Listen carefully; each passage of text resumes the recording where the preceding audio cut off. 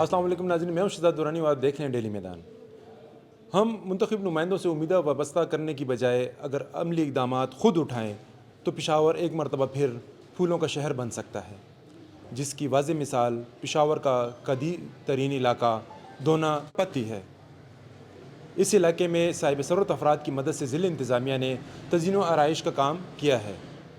اس محلے میں ایک 400 سالہ قدیم مندر بھی واقع ہے۔ اس مندر کے باسیوں کا کہنا ہے کہ حکومت نے جو اقدامات اٹھانے تھے اٹھا لیے ہیں، اب اس علاقے کی دیکھ بھال ان کی ذمہ داری ہے، وہ اس کو اسی طرح قائم رکھنے میں اپنا کردار ادا کریں گے۔ ہمارے ساتھ اس مندر کے پنڈت ہیں، ان سے بات کرتے ہیں کہ اس اقدام کو کس نظر سے دیکھتے ہیں اور اس بارے میں ان کا کیا کہنا ہے۔ جی اپنا تعارف کرائیں اور یہ بتائیں یہ مندر کتنا قدیم ہے اور یہ جو کام ہو رہا ہے ضلع انتظامیہ کی زیر نگرانی مخیر حضرات کے تعاون سے، اس بارے میں آپ کا کیا کہنا ہے؟ جی، سب سے پہلے میں آپ کے چینل والوں کا شکریہ ادا کرنا چاہوں گا، اور آپ کے تسلسل سے یہ جو ضلع انتظامیہ نے جو کام کیا ہے، جو اسپیشلی ڈی سی صاحب، اے سی صاحب، تو ہم ان کے بہت مشکور ہیں، کیونکہ یہ ایک پرانی ثقافت ہے، اس کو اجاگر کیا جائے کیونکہ یہ ہماری پہچان ہے۔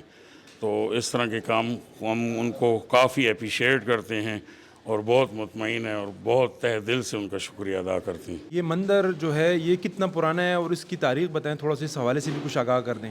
جی، یہ تقریباً راؤنڈ اباؤٹ 400 ایئرز اولڈ، 400 سال پرانا مندر ہے، اور مطلب یہ مغل دور کے مطلب آپ کہہ سکتے ہیں کہ اس میں، اور یہ مطلب کافی ہسٹوریکل ایک ہمارا وہ ہے مندر ہے۔ جی، اس علاقے میں آپ چونکہ ایک طویل عرصے سے رہ رہے ہیں، ادھر کی سیکیورٹی اور جو آپ کو مذہبی آزادی اس کے بارے میں بتائیں، ہے کیا آپ حکومتی اقدامات سے مطمئن ہیں؟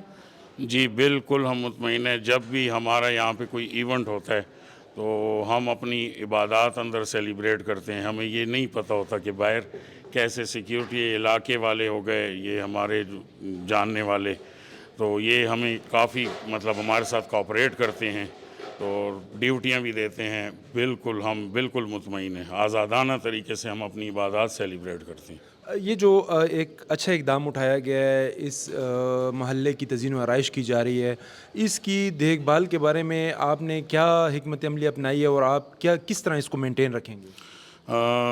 ہم نے اپنے جو مندر کے جو ہمارے مطلب جو سیوادار ہیں، چھوٹے چھوٹے بچے یا اور بھی، تو ہم نے ان کو یہ کہا ہے کہ بھئی ڈیلی بیسس پہ جو صفائی کرنی ہے وہ تو ہوتی ہے، ڈیلی صبح بھی ہوتی ہے، شام کو بھی ہوتی ہے۔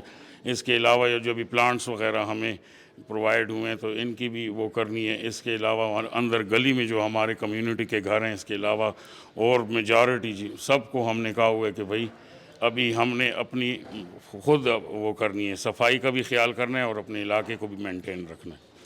جی ہمارے ساتھ ایک اور ساتھی موجود ہیں۔ جی آپ اپنا تعارف کرائیں اور یہ بتائیں آپ اس علاقے میں کتنے عرصے سے مقیم ہیں اور یہ جو کام ہوا ہے یہ اس سے پہلے کب ہوا تھا، کچھ بتا سکتے ہیں آپ؟ ہمارا نام ہے کابل ناتھ شرما، پنڈت کابل ناتھ شرما۔ ہم ادھر تقریب کافی ٹائم سے یہاں بعد ہے، اور اس ٹائم ہمارے لوگ جو ہے ہماری جو فیملیاں ہیں تقریب 60-65 فیملیاں یہاں پر موجود ہے۔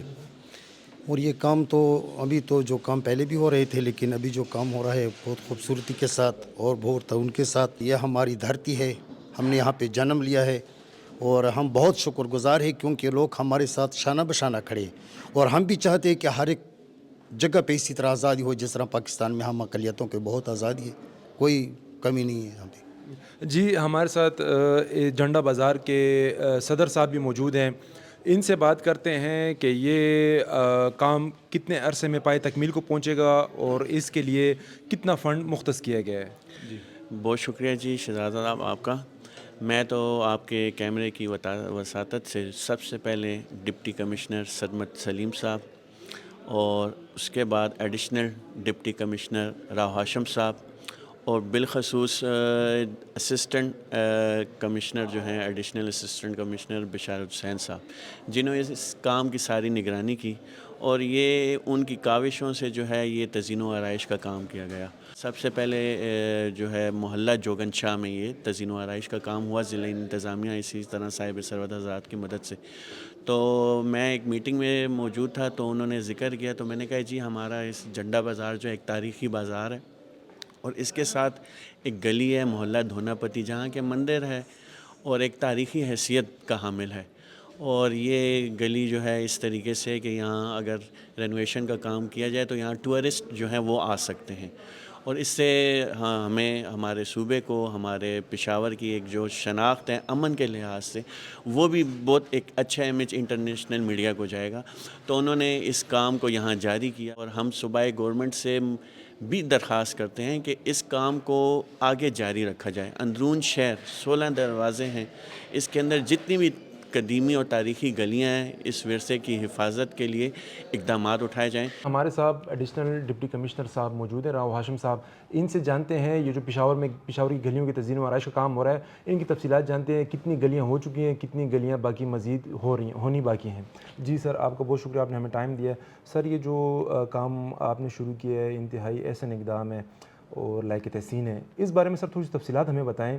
یہ فنڈ کدھر سے آ رہا ہے اور کتنا کام اس میں ہو چکا اور مزید کتنا باقی ہے؟ بسم اللہ الرحمن الرحیم. جی یہ جو ایکٹیویٹی ہے یہ صوبائی حکومت کے عوامی ایجنڈا کے تحت کی گئی اور یہ خصوصی ڈپٹی کمشنر صاحب کا ویژن تھا جس کو گراؤنڈ پہ امپلیمنٹ کیا گیا.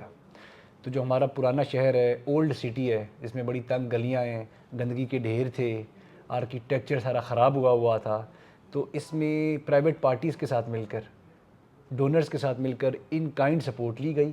اس میں سرکار کا 1 روپیہ بھی نہیں لگا, نہ ہی یہ کوئی ADP فنڈڈ پروجیکٹ ہے, نہ کوئی نان ADP اسکیم میں اس کو ڈالا گیا.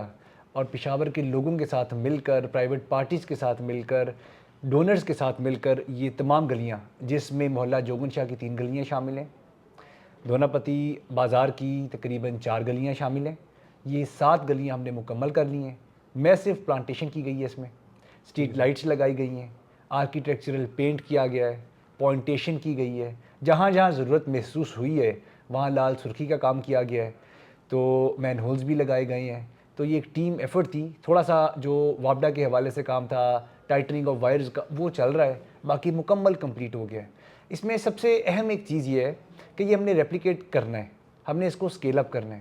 یہ ایک ماڈل ہم نے کر کے دکھا دیا ہے پشاور کے لوگوں کو, تمام آکیوپینٹس کو, کہ اگر اس کو ریپلیکیٹ کرنا ہے تو اونرشپ پبلک کو لینی پڑے گی, اونرشپ پشاور کے لوگوں کو لینی پڑے گی.